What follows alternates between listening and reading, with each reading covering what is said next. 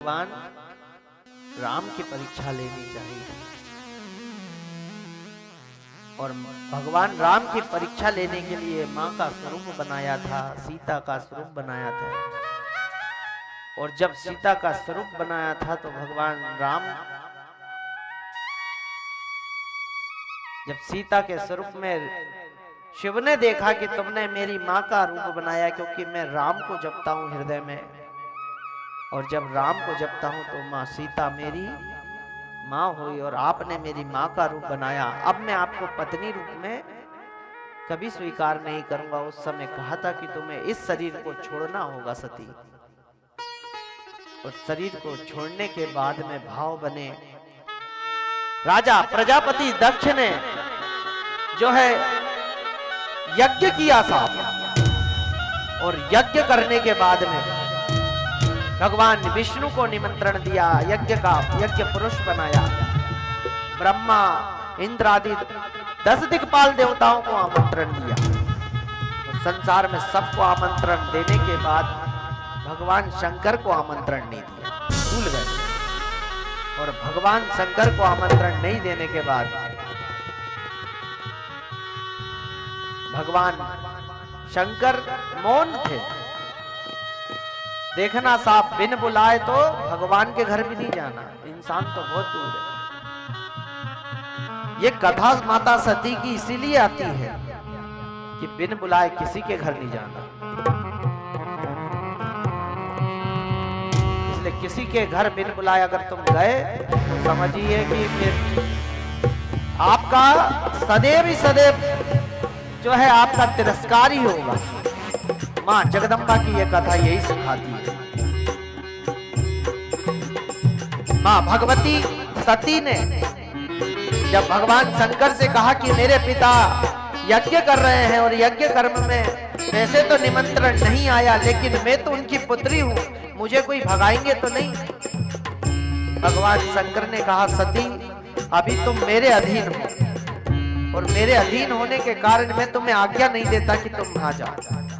क्योंकि भगवान शंकर तो त्रिलोक के जानने वाले थे, वो जानते थे कि वहां सम्मान नहीं होगा, और सम्मान नहीं होने के कारण भगवान शंकर बार बार रोक रहे थे। लेकिन माता सती तो ममता का जो साया जड़ा हुआ था कि मेरा मायका है, और मेरा मायका है तो मुझे तो जाना चाहिए। लेकिन जगदम्बा ये नहीं जान पा रही कि वहां मेरा अपमान होगा। जहां अपने पति की इज्जत नहीं, वहां स्वयं तुम्हारे माँ बाप भी क्यों ना हो नहीं जाना चाहिए, लात नहीं धरना चाहिए। क्योंकि ये भगवती जगदम्बा का चरित्र यही बता रहा है। जब स्वयं भगवान का चरित्र बता रहा है तो फिर आप क्यों नहीं समझते? क्योंकि पति परमेश्वर होता है।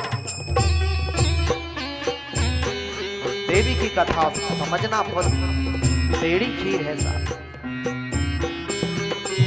जगदम्बा ने भगवान शंकर की नहीं सुनी साहब। भगवान ने लाख मना किया, फिर भी अपने पिता के यहाँ प्रजापति दक्ष के यहाँ यज्ञ में चले गए। और प्रजापति दक्ष के यहाँ यज्ञ में जाने के बाद जब वहां के हाव भाव देखे भगवती ने, पहले तो कहा कि हो सकता है पिताश्री इतनी बड़े यज्ञ को कर रहे हैं, भूल गए होंगे। इतने लोगों को निमंत्रण दिया, हो सकता है कि मुझे भूल गए, क्योंकि 60 कन्याएं हैं पिताजी, सबको कहां निमंत्रण देते। माता जैसे तैसे अपने मन को समझाती, काम में लगती, बार बार जो भी बात होती वो माँ से जाके कहते, लेकिन माँ भी ध्यान नहीं दे रही, क्योंकि माँ बाप के विरुद्ध विवाह किया। दूसरा संकेत, माँ बाप के विरुद्ध अगर कोई कन्या विवाह करती है तो उसकी कभी इज्जत नहीं होती। माँ बाप भी इज्जत नहीं करते। माता ने भगवान शंकर के साथ विवाह किया था, प्रजापति दक्ष को पसंद नहीं था, उनकी माँ को पसंद नहीं था, दुश्मन मानते थे अपना। लेकिन जगदम्बा वहां भी मन के करीब, और यहां भी आकर जब देखा कि माँ भी इज्जत नहीं कर रही है, पिता भी इज्जत नहीं कर रहे हैं, फिर क्या किया जाए। देखते ही देखते जब भगवती जगदम्बा यज्ञ कोष में गई, यज्ञशाला के अंदर प्रवेश किया, तो क्या देखती है कि प्रधान पीठ पर स्वयं नारायण बैठे हुए हैं और प्रधान पीठ पर नारायण की प्रतिमा है, दूसरी ओर ब्रह्मा जी की प्रतिमा, तीसरी ओर इंद्र की, 10 दिक्पाल आदि की प्रतिक्रिया है। और सबकी प्रतिमा देखकर मां भगवती जगदम्बा जो है खोज रही है कि मेरे पति भगवान शंकर का स्थान कहाँ है। और जब स्थान खोजने के लिए भगवती निकली तो स्थान नहीं देख पाई, पूरी यज्ञशाला खोजी साफ, लेकिन मां जगदम्बा को स्थान नहीं दिखा। और जब स्थान नहीं दिखा जगदम्बा को तो जगदम्बा बड़ी रुष्ट हुई।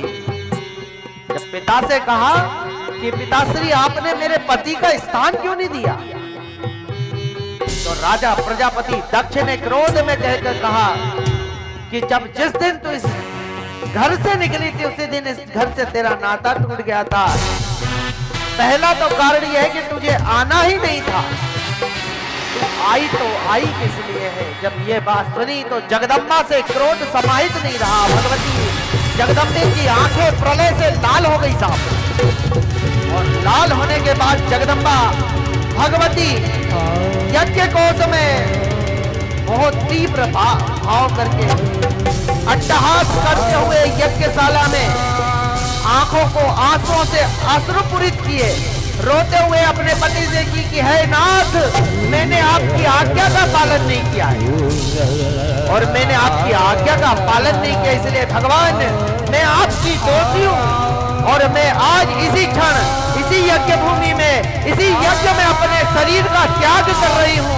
और भगवान शंकर का ध्यान करके माता सती उस यज्ञ अग्नि में सती हो गई साहब।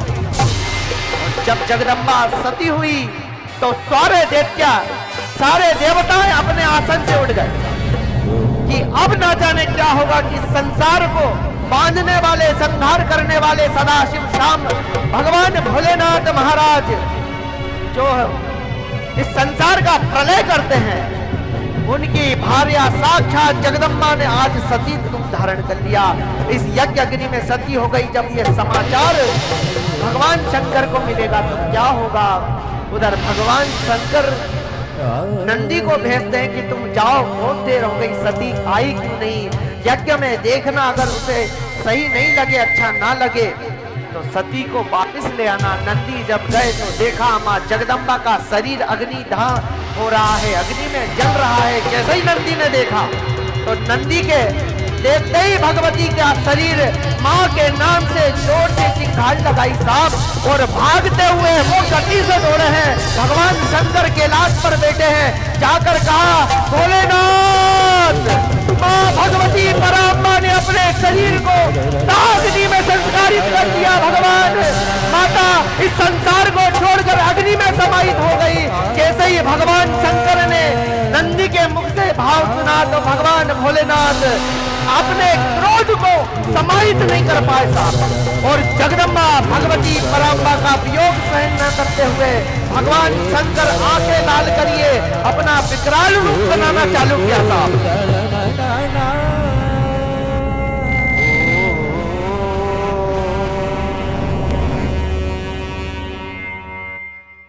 त्र्यंबकं यजामहे